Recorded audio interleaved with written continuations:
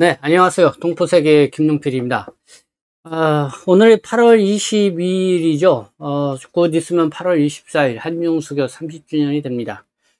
그러다 보니까 이 한중수교 30주년을 맞이해서 이 한중 관계와 관련돼서 뭐 여러 가지 많은 보도들이 나오고 있고요.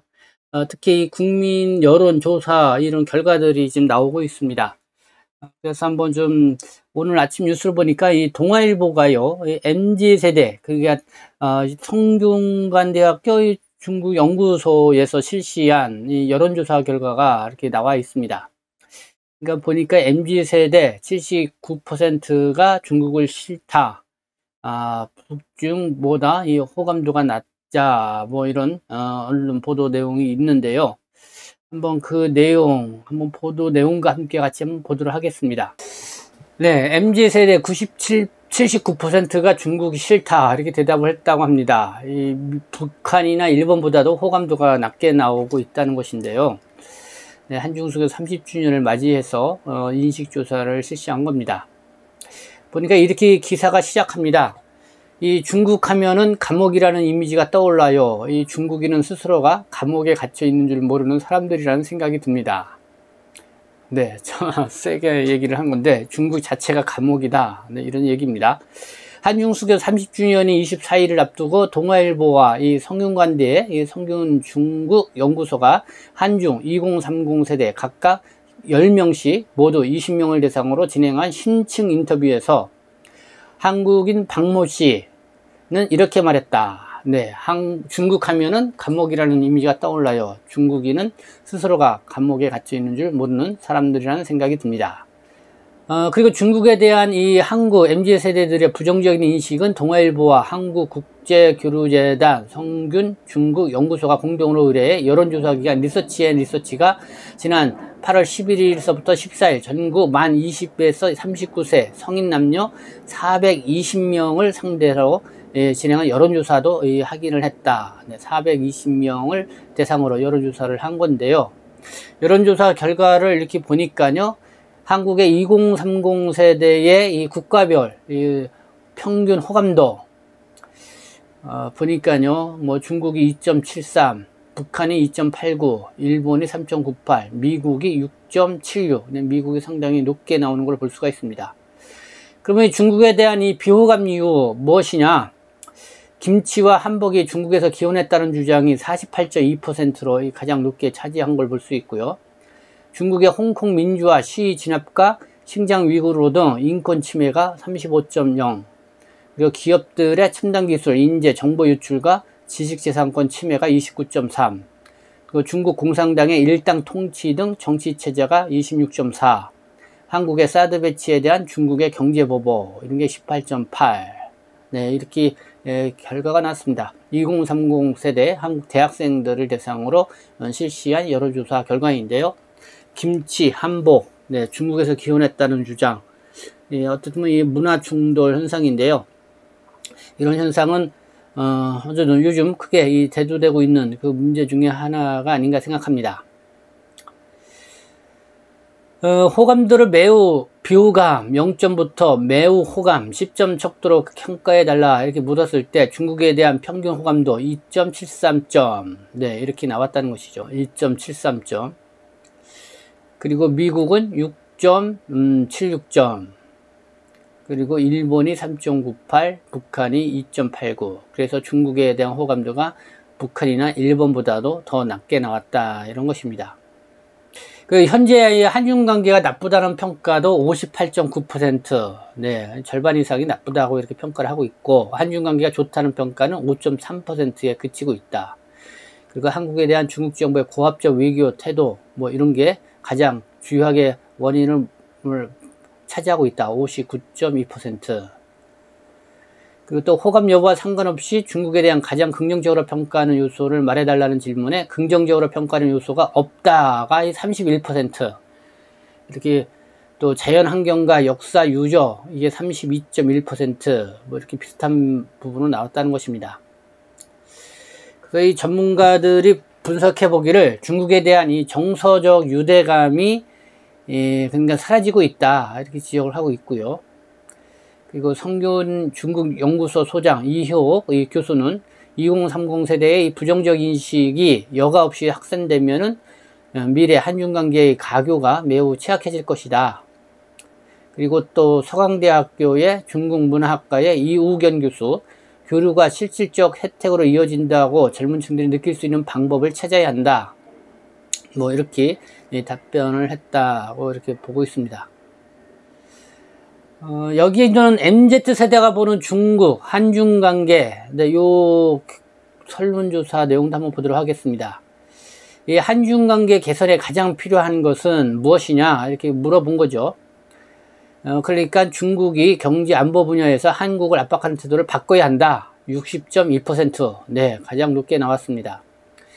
미국과 중국의 갈등 완화 등 국제 정세가 변화해야 한다. 이 46.2%. 그러니까 한중 관계가 이렇게 나빠진 거 원인이 미국과 중국 간의 이 갈등의 영향을 받고 있다는 그런 또 측면을 볼 수가 있는 것 같고요.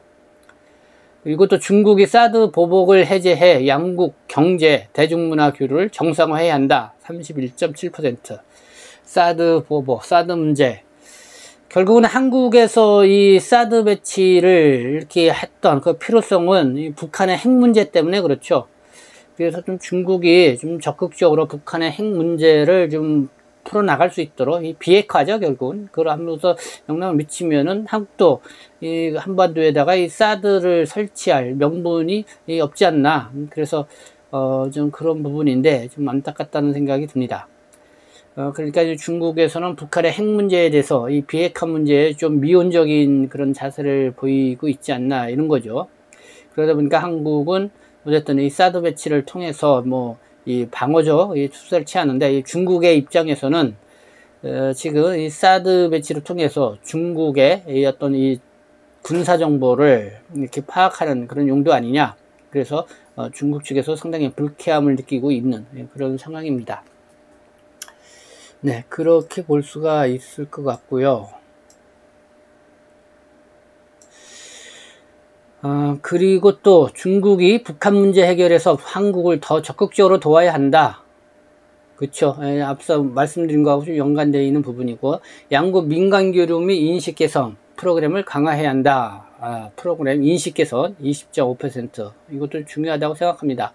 지금 너무 한국 사회 반중 정서에 이렇게 입각해서 무조건 별로 상관이 없는데도 불구하고 뭐 중국과 관련돼서 특히 이렇게 악성 댓글들을 다루는 그런 사람들이 있는데요. 어쨌든 뭐 그런 부분들, 그리고 한국의 드라마라든가 뭐 영화 뭐 이런 부분에 있어서도 좀 그런 부분에 이제 부정적으로 비치게 하는 그런 측면이 있지 않냐, 그런 거에 대한 변화들이 필요하다, 이런 얘기가 되겠죠.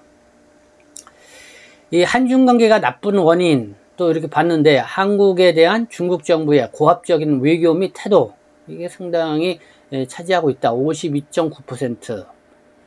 또 중국이 한국의 동맹국인 미국과의 갈등, 이 41.9%. 이 한중 관계의 나쁜 원인 중에 하나다. 이게 많이 차지하고, 한국의 사드 배치에 대한 중국의 경제 보복도 34.3%.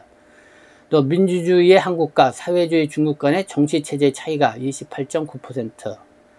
그리고 중국이 한국의 대중문화 수입을 금지해 문화 인적 교류 중단, 이게 이제 19.0% 이렇게 차지를 하고 있습니다. 네, 뭐 이렇게 좀 볼 수가 있고요. 또 20세에서 24세 78%가 이 중국에 또 가고 싶지 않다, 또 이렇게 답변을 많이 주고 있다고 합니다. 네, 참 한번 보도록 하겠습니다. 이 국가별 중국에 대한 부정적 인식, 2022년 2월에서 5월달 세계 19개국 국민 24,525명을 대상으로 조사를 했는데요. 국가별 이제는 중국에 대한 인식입니다. 일본이 그러니까 87, 호주가 86, 부정적 인식입니다. 그러니까 미국이 82, 한국이 80. 중국에 대한 부정적 인식이 한국이 80%로 상당히 높게 나온다는 것이죠.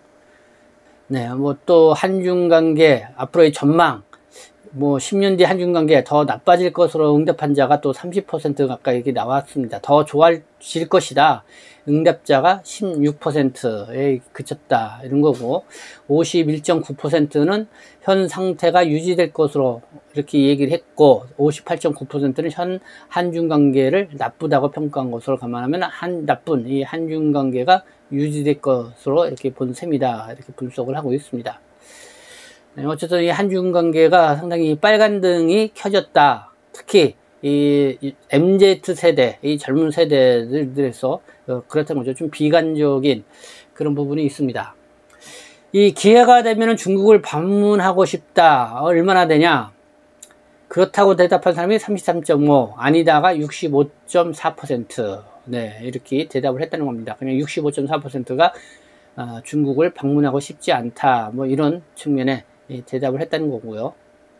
그렇지만은 이 중국과의 경제 협력에 필요하다는 것은 78.8%를 차지하고 있습니다.